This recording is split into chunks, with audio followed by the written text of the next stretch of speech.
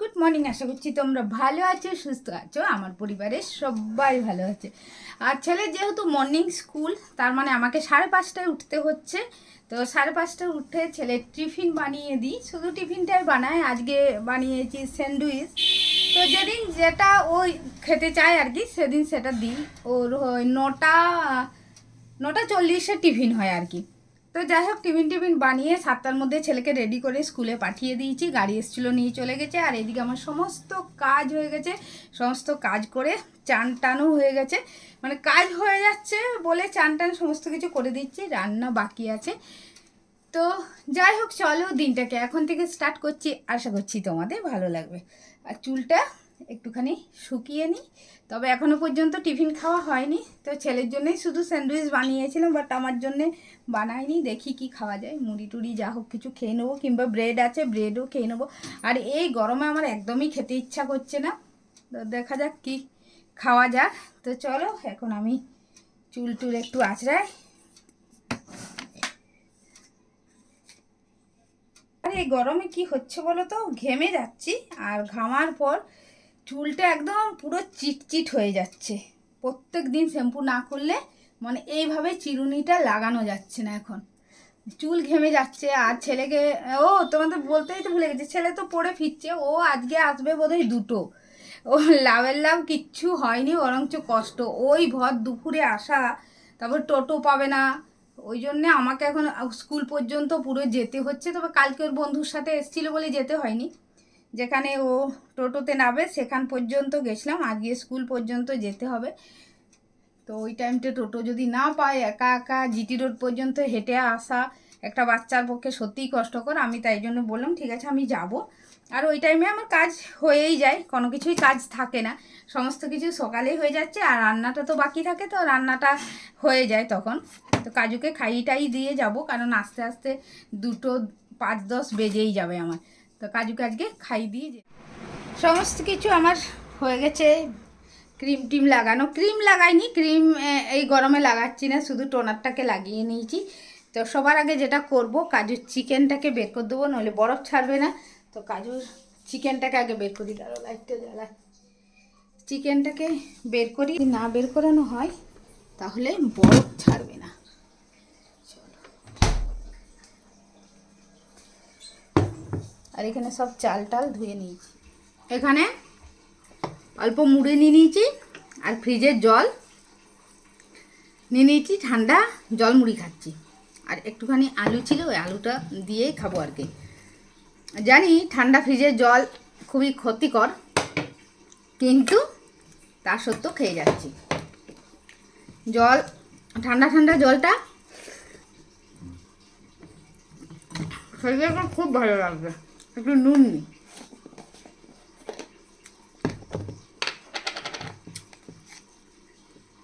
মুড়ির সাথে জল মেখেছি, ঠান্ডা জল, তারপর খাচ্ছি। সকাল সকাল কাজ করে যেন টাইমই পাস হচ্ছে না। আর ভাতটাও আমি বসিয়ে দিয়েছি, এতক্ষণ বসেছিলাম। 11টা বোধহয় বাজে। আর সকালে আমি ডিম সেদ্ধ করে রেখেছি, তাহলে মানে ডিমটা যে সেদ্ধ করব তারও 3খানা ডিম সেদ্ধ করে নিয়েছি। এই যে দাঁড়াও, দেখতে পাচ্ছি না কি করে দেখাই রে বাবা, দাঁড়াও দেখাচ্ছি তোমাদের। চালটা আগে দিয়েছি। এই যে 3খানা ডিম সেদ্ধ করে নিয়েছি 3জনের জন্য। কাজুকে 12টার সময় আর কি খাওয়াবো।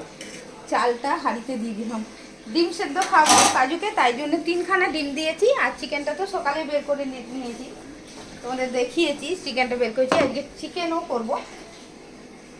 তো তাই জন্যে টাইম পাস হচ্ছে না, মনে হচ্ছে যেন কিচ্ছু কাজ নেই, সারাদিন বসেই আছি, ভালো লাগছে না।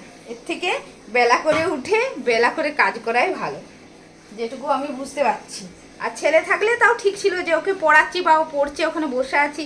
বাট ছেলে তো নেই, একা একা যেন বোরিং হয়ে যাচ্ছে, বোরিং ফিল করছি।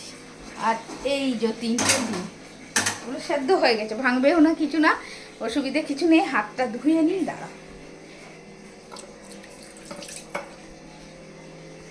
এখানে কাজুর চিকেনটা সেদ্ধ দিয়ে দিলাম। এখানে কাঁচকলা, পেঁপে আর চিকেন। এই যে চিকেন, দাঁড়াও চিকেনগুলো দেখায়। চিকেনগুলো দেখতে পাচ্ছ না তোমরা, এই যে চিকেন, চিকেন সেদ্ধ দিয়ে দিয়েছি, আর এইদিকে দেখো আমাদের ডিমটাও হয়ে গেছে। টাটা, দাদাকে নিয়ে আসি, দাদাকে নিয়ে আসি। হ্যাঁ বাবা, টাটা, তুমি থাকো, দুধ করবে না, হ্যাঁ চুপচাপ থাকবে। কীভাবে তাকিয়ে থাকে দেখো, চুপচাপ থাকবে, দাদাকে নিয়ে আসি। টাটা। এই ছাতা নিতে ভুলে গেছি। রাস্তায় বেরিয়ে গেছি, দেখতেই পাচ্ছ। কাজুকে রেখে বেরোতে হয় প্রত্যেক দিনই, কিছু করার নেই। আর এই রোদ গরমে যার দরকার আছে সেই একমাত্র বেরোবে, তাছাড়া কিন্তু কেউই বেরোবে না। তো কপালটা একটুখানি দেখা যাচ্ছে। এই 3 দিন পর পর আমার ভীষণ কষ্ট হচ্ছে। এই দুপুরবেলায় ছেলেকে আনতে যেতে হচ্ছে।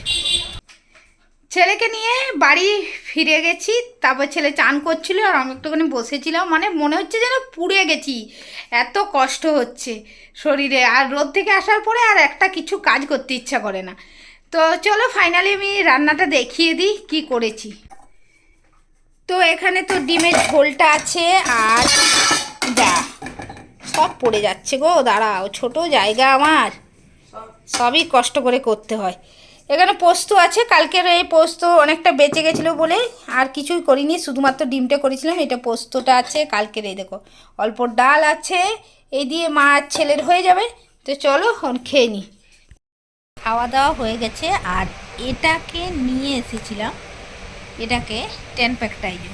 এ বাবা, এটা কী হয়ে গেছে? 10 প্যাকটা বর লাগাইনি বলে বর আবার দিয়ে চলে গেছে। দাঁড়া, তো এটাকে লাগাবো বলে যেই নিয়ে এলাম, সেই আমার মহারাজ বাপ রে, দৌড়ে দৌড়ে এলো, মাকে লাগাচ্ছে করে। এই যে এতক্ষণ অপেক্ষা করছিলাম ঘুমানোর জন্য, আর দেখো ঘুমিয়ে গেছে।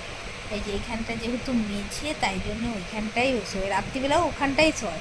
আর আমাদের কাছেও নেমে আসে, বাট ওখানটাতেও শুয়ে থাকে। কুলারটা চালিয়ে দিয়েছি, আর দেখো কি আরামে ঘুমোচ্ছে। তাই জন্যে আমি এটা লাগাতে, চোখে লাগাবি না, চোখের এখানটা মরছে না।